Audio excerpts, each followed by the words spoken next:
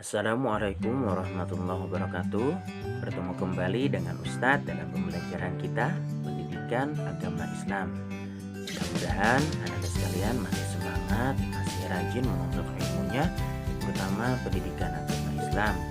Karena apa? Pendidikan agama Islam itu sangat penting, sangat erat kaitannya dengan kehidupan sehari-hari kita, terutama yang berkaitan dengan ibadah dan muamalah. Karena itu harus selalu menuntut ilmu pendidikan agama Islam. Dan Ustadz ingin mengingatkan kembali, jangan lupa menjaga kebersihan, jangan lupa menjaga kesehatan. Daerah pandemi seperti ini agar selalu cuci tangan pakai sabun, keluar rumah menggunakan masker, dan melaksanakan protokol-protokol yang sudah disampaikan oleh pihak pemerintah. Dan jangan lupa melaksanakan pembiasaan-pembiasaan yang sudah disampaikan, baik itu salat berjamaah, baik itu salat duha, salat tahajud, dan ibadah-ibadah yang lainnya yang sudah menjadi kebiasaan dilaksanakan dalam kehidupan sehari-hari. Dan tak lupa pula kepada anak-anak sekalian agar selalu membantu orang tua di rumah. Karena apa? Orang tua adalah segalanya, orang tua adalah panutan kita di rumah. Tanpa mereka kita tidak bisa apa-apa, tanpa mereka kita tidak bisa sampai seperti sekarang ini. Oleh karena itu tetap semangat, tetap rajin membantu orang tua supaya ilmu yang dituntut, ilmu yang dipelajari mendapatkan manfaat, mendapatkan keberkahan daripada Allah Subhanahu wa Ta'ala. Oleh karena itu semangat dalam menuntut ilmu dan membantu orang tua. Dan jangan lupa selalu berdoa dalam menuntut ilmunya supaya dimudahkan dan dilancarkan dalam menuntut ilmu. Jadi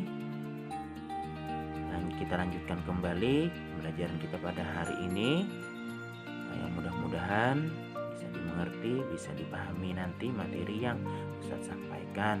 Selanjutnya kita masuki kepada pembelajaran kita.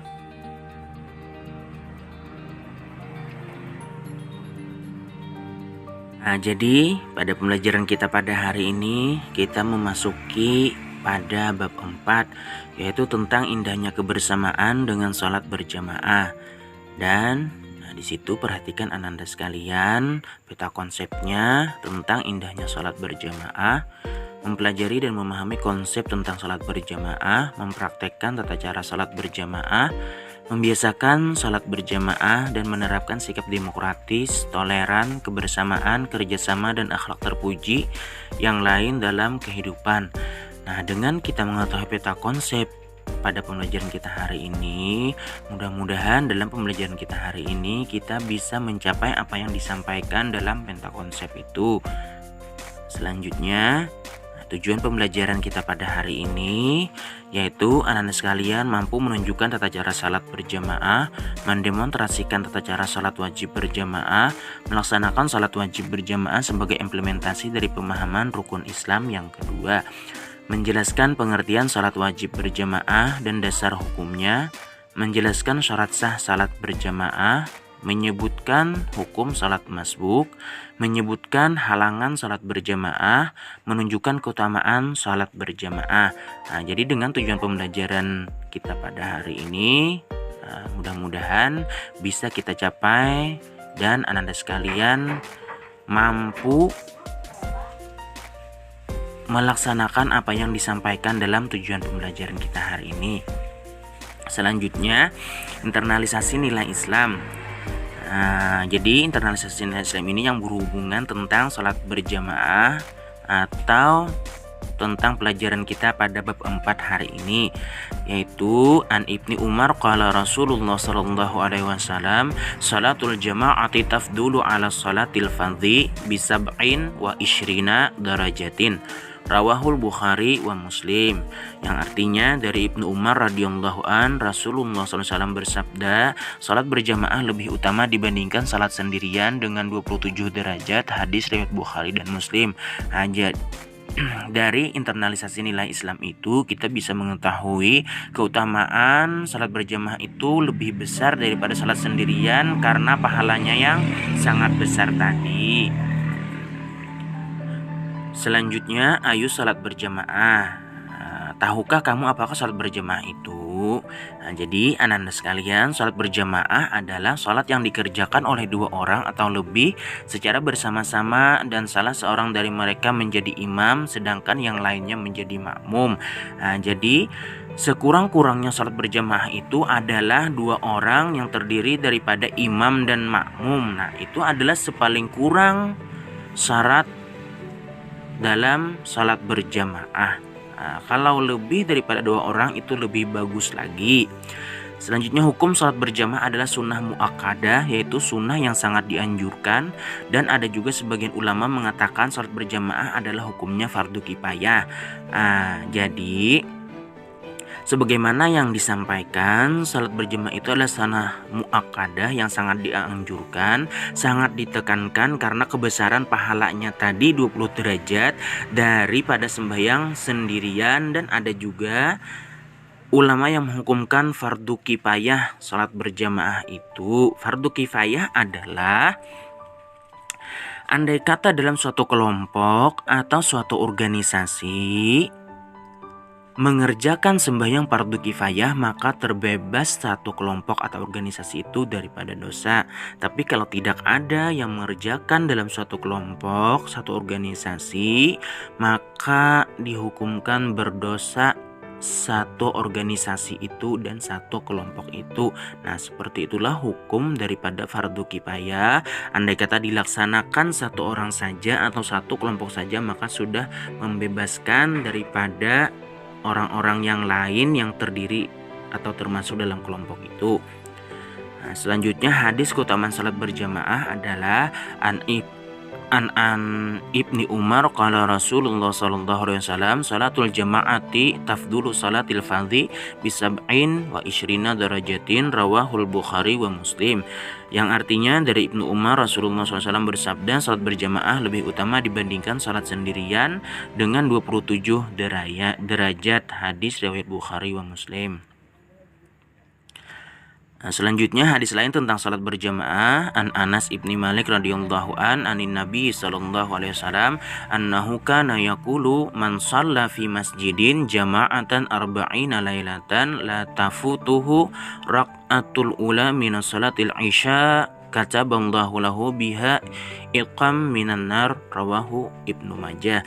Dari Anas bin Malik radhiyallahu dari Nabi Muhammad SAW, sesungguhnya beliau bersabda, barang siapa salat di masjid dengan berjamaah selama 40 malam dan tidak pernah tertinggal pada rakaat pertama dari salat isya, maka Allah akan membebaskan baginya dari api neraka. Jadi anak-anak sekalian, dari hadis yang disampaikan tentang salat berjamaah itu, andai kata kita melaksanakan salat berjamaah sampai 40 malam yang dimulai dari salat isya, maka kita akan dibebaskan daripada api neraka. Selanjutnya, syarat sah salat berjamaah. Yang pertama ada imam. Yang kedua ada makmum yang berniat mengikut imam. Jadi harus ada imam dan makmum yang berniat mengikut imam. Jadi harus seperti itu. Tidak boleh makmum itu tidak mengikut akan imam apabila salat berjamaah. Yang ketiga, salat dikerjakan dengan satu majelis, satu tempat seperti musola atau surau dan yang lain-lainnya yang bisa di sana dilaksanakan salat berjamaah, maka boleh dikerjakan salat berjamaah di sana. Tapi harus satu tempat antara imam dan makmum, tidak boleh berlainan. Yang keempat, salat makmum sesuai dengan salatnya imam. Artinya apabila imam salat isya, maka makmumnya juga salat isya. Tidak boleh imam salat maghrib, makmum salat isya. Nah, itu berbeda antara salat imam dan salatnya makmum. Maka tidak dianjurkan salat berjamaah, tapi harus salat sendirian atau munfarid. Selanjutnya, syarat jadi imam. Yang pertama, mengetahui syarat dan rukun salat serta perkara yang membatalkan salat. Jadi di antara 3 komponen itu seorang imam harus mengetahui supaya tercapai dan memenuhi syarat menjadi imam. Yang kedua, fasih dalam membaca ayat Al-Quran. Nah, jadi artinya harus benar dan bisa dalam membaca ayat Al-Quran, terutama surah Al-Fatihah. Karena apa? Al-Fatihah itu termasuk rukun daripada sembahyang. Kalau tidak benar atau tidak fasih dalam membaca ayat Al-Fatihah, maka tidak sah sembahyangnya. Makanya persyaratan daripada orang salat berjamaah itu adalah yang fasih dalam membaca ayat Al-Quran. Yang ketiga, paling luas wawasan agamanya dibandingkan yang lain. Artinya orang itu sangat paham, lebih mengerti tentang permasalahan agama. Makanya anak-anak sekalian, yang biasanya menjadi imam dalam sembahyang berjamaah itu kebanyakan adalah orang-orang yang alim, orang-orang yang sekolah tinggi di bidang agama, baik itu sekolah pesantren atau sekolah-sekolah yang lainnya yang merujuk kepada keluasan tentang agama. Nah, oleh karena itu kebanyakan orang yang jadi imam itu adalah para alim ulama. Yang keempat, berakal sehat. Nah, jadi tidak boleh orang gila atau orang yang tidak waras menjadi imam. Yang kelima, baligh. Nah, jadi baligh artinya sudah sampai perhitungan dosa dan pahala terhadap orang itu, maka boleh menjadi imam. Artinya apabila laki-laki sudah keluar mani dan bermimpi, dan bagi perempuan sudah haid, maka boleh menjadi imam. Yang keenam, berdiri pada posisi paling depan. Nah, artinya imam itu harus di paling muka atau paling depan daripada makmum, tidak boleh di belakang atau sejajar dengan makmum. Nah, jadi harus di depan. Kalau sejajar berarti itu bisa dihukumkan sembahyang sendirian atau tidak mencukupi syarat menjadi imam kalau tidak di depan. Yang ketujuh, seorang laki-laki apabila makmumnya perempuan semua, maka perempuan boleh jadi imam. Jadi orang yang jadi imam itu harus laki-laki. Apabila perempuan boleh menjadi imam apabila makmumnya juga perempuan semua. Nah, tapi kalau laki-laki boleh semuanya, boleh menjadi imam bagi laki-laki, boleh menjadi imam bagi perempuan, dan boleh menjadi imam untuk khunsa. Sedangkan khunsa itu anak-anak sekalian adalah orang yang mempunyai alat kelamin dua, punya alat kelamin laki-laki dan punya alat kelamin perempuan. Nah, itulah yang dinamakan khunsa. Yang kedelapan, tidak sedang bermakmum kepada orang lain. Nah, jadi tidak boleh dua imam dalam satu salat berjamaah. Artinya harus satu imam satu makmum, atau satu imam saja beberapa orang makmum. Nah, itu boleh seperti itu. Tapi kalau dalam satu salat berjamaah dua imam atau bermakmuman dengan yang lain tadi tidak boleh dan tidak mencukupi syarat sebagai imam. Selanjutnya, syarat jadi makmum berniat mengikut imam, jadi harus ikut imam.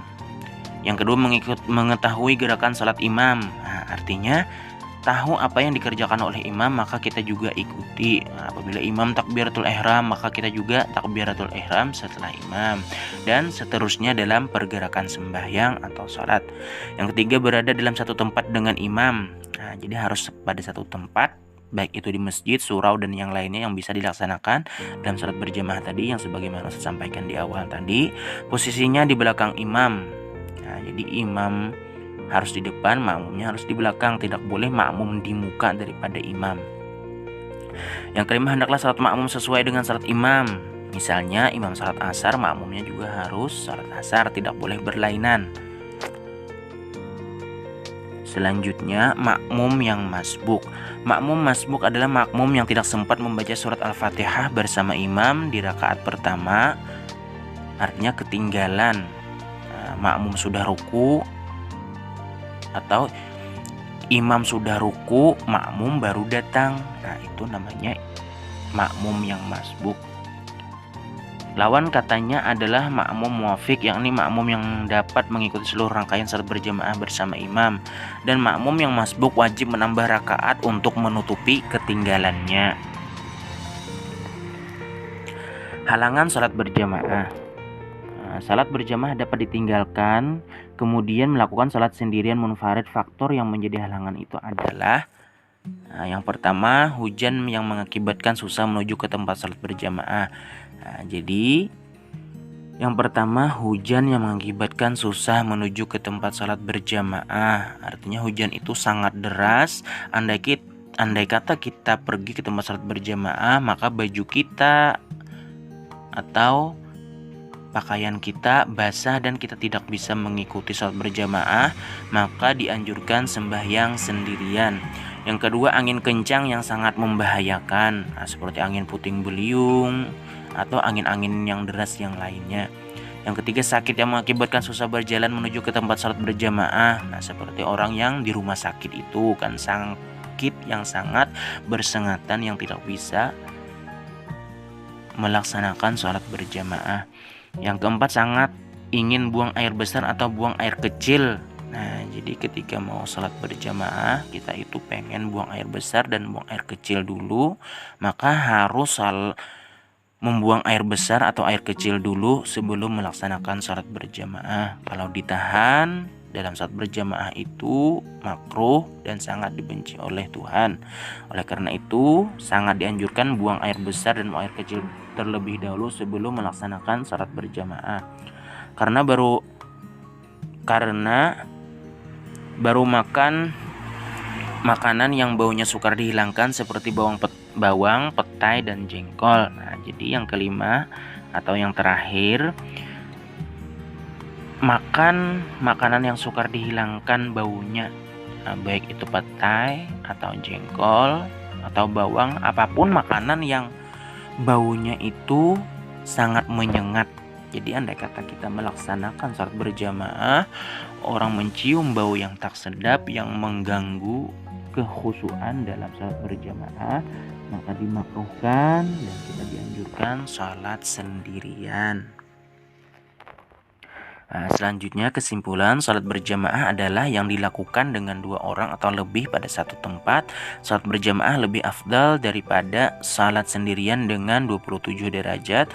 Harus mengetahui syarat sah salat berjamaah yang 4 sebagaimana yang Ustaz sampaikan di awal. Syarat jadi imam ada 8 macam, syarat jadi makmum ada 5 macam. Halangan berjamaah ada 5 macam yang sudah juga Ustadz sampaikan sebelumnya tadi. Jadi perhatikan, simak materinya dengan baik-baik.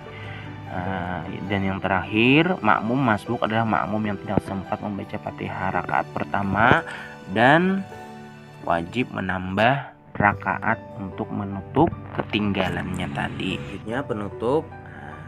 Mudah-mudahan pembelajaran kita pada hari ini bisa dipahami, bisa dimengerti materinya, dan Anda sekalian bisa mempraktekannya dalam kehidupan sehari-hari, terutama tentang sholat berjamaah, karena sholat berjamaah tadi sangat besar pahalanya daripada sembahyang sendirian.